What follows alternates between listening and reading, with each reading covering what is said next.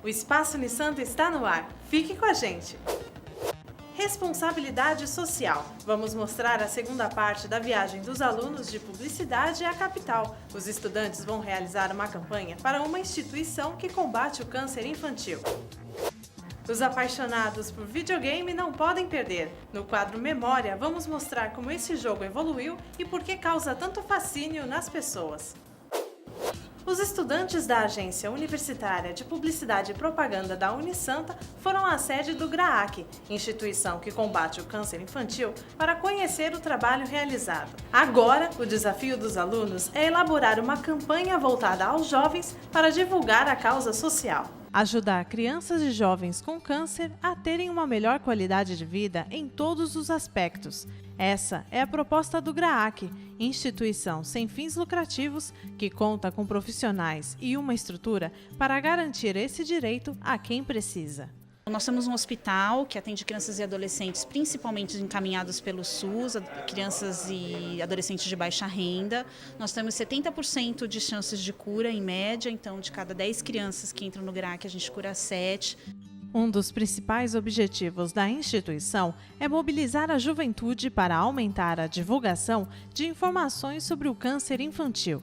Se o jovem puder, que seja uma vez por semana, divulgar em suas redes sociais, contar para os seus amigos o que viu ou o que entendeu sobre o trabalho do GRAAC, imagina o grau de potencialização da transmissão da nossa mensagem.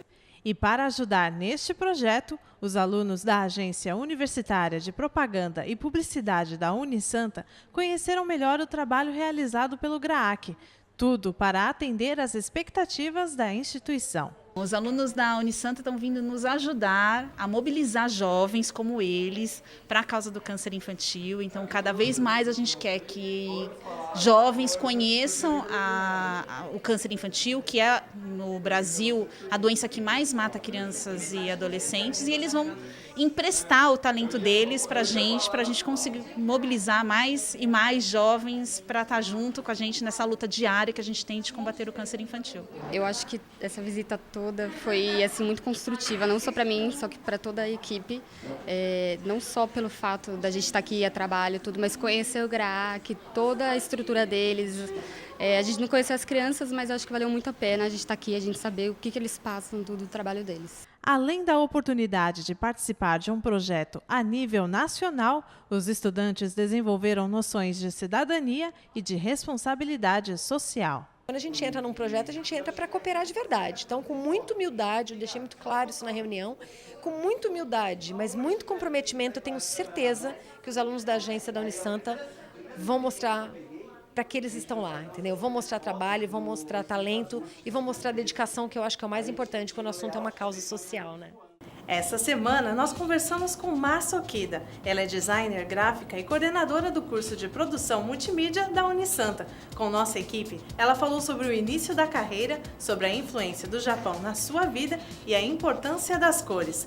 Confira agora a primeira parte deste bate-papo.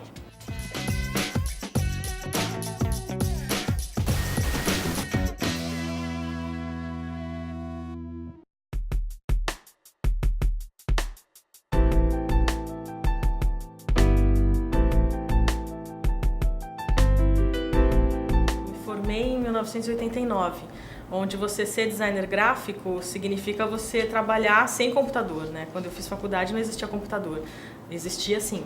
Quando eu falo isso as pessoas falam, como não existia computador? Lógico que existia, não existia no sistema de ter uma ilha de edição. Hoje você aprende, a gente ensina design, automaticamente isso está vinculado com o software, né? Então você acaba tendo aulas práticas no software. As nossas aulas práticas eram totalmente na mão. E sempre tive na minha cabeça que eu não queria sair de Santos.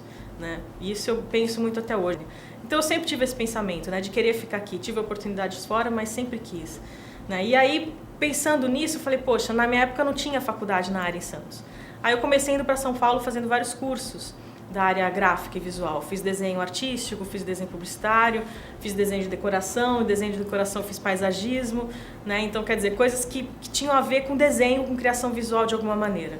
E logo que eu terminei meu primeiro curso, a primeira coisa que eu fiz foi dar aula particular. E quando eu entrei na faculdade de design aqui, eu já tinha, por causa dos cursos que eu fiz em São Paulo, eu já tinha algum conhecimento maior até do que alunos, mesmo antes de entrar. Então, o engraçado é que eu dava aula particular em casa de desenho para pessoas que já estavam um ano antes de mim na faculdade.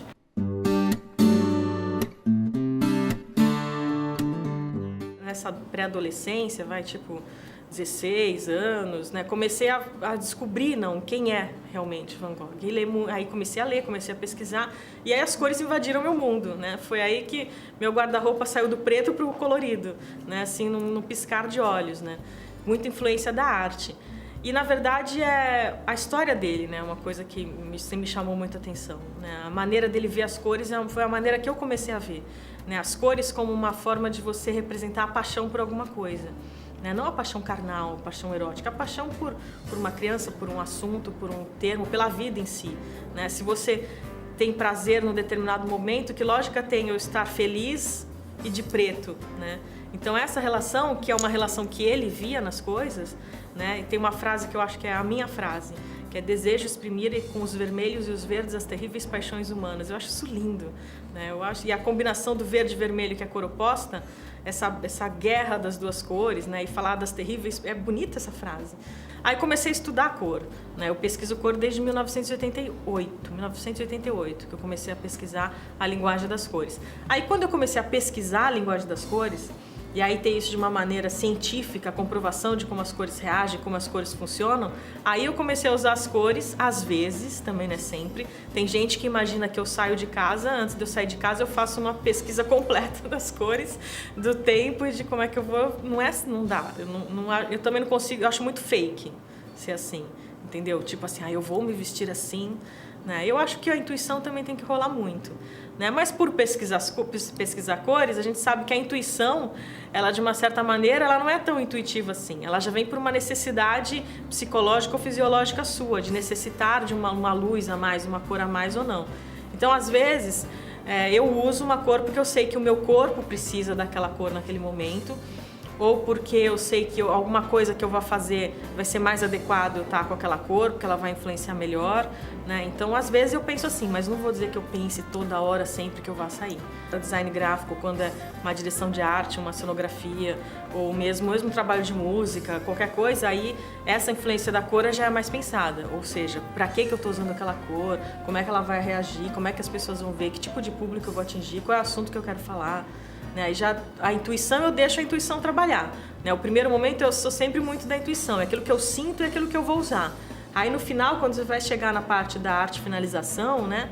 Aí você começa a pesar se é realmente aquilo que funciona, se a tua intuição estava realmente certa ou se você precisa dar uma mudadinha no caminho. Aí.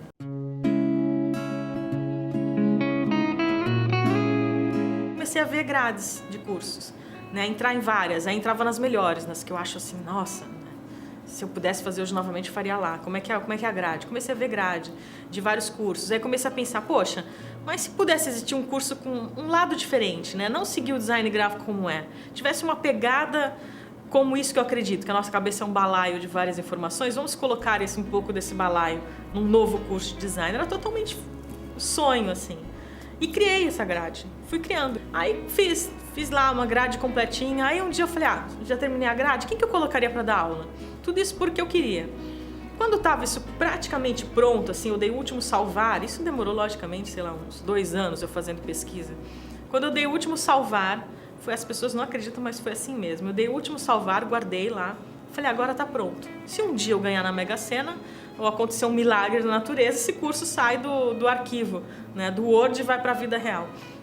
Foi questão assim de menos de um mês de diferença. O Chalub um dia me chamou e falou que a Unisanto estava querendo abrir um curso na área e que achava que eu era a melhor pessoa para indicar, para fazer a formação desse curso. Na hora que ele me falou, sabe quando dá até você fala assim, gente, eu falei assim, não, aquela coisa, essa é a primeira vez que eu falo isso, publicamente. dá uma vontade de você sorrir e falar, nossa, meu Deus, meu sonho, né? Só que você não, você tem que ser contida, né? Porque você tá ali como profissional, né? Então você tem que, nossa, que interessante, que bom, né? Por dentro você tá soltando fogos, né? Uma coisa que eu coloco para todos os professores desde 2007, desde a primeira reunião que eu tive até hoje, é isso. Deixar claro para os alunos que o que faz o trabalho lá no final ser bom, o seu vídeo ser bom, o seu site ser bom, o seu trabalho de design, de teatro, seja lá o que for ser bom, não é a ferramenta que você vai trabalhar, é você trabalhando essa ferramenta.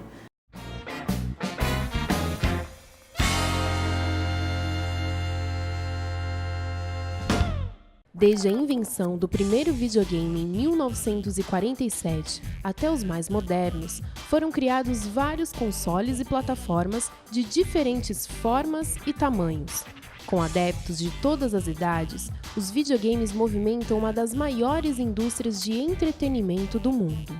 O primeiro videogame da história foi o Odyssey 100, que foi criado pelo alemão Ralph Baer em 1951, mas que só saiu do papel em 66. O jogo Tennis for Two, outra invenção da época, também começou a ganhar maior notoriedade.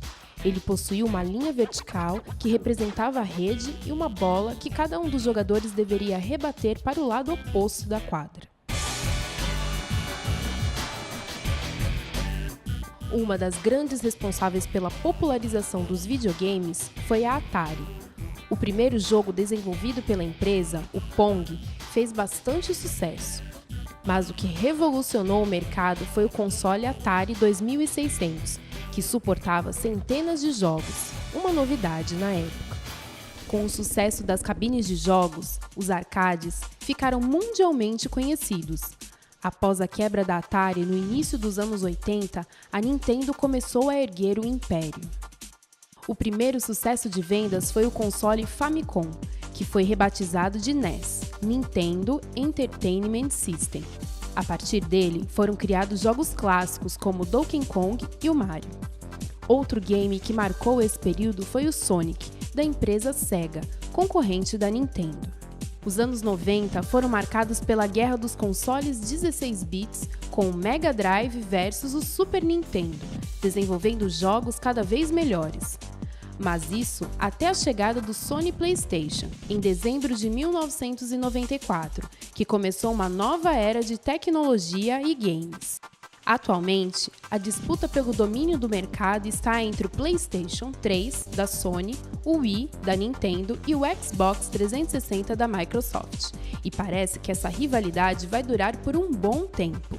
Para os amantes dos videogames, uma coisa é certa: muitas novidades, tanto em recursos audiovisuais quanto em jogos com variados temas, ainda estão por vir. A diversão está só no começo. O programa de hoje termina por aqui, mas amanhã tem mais. Até lá!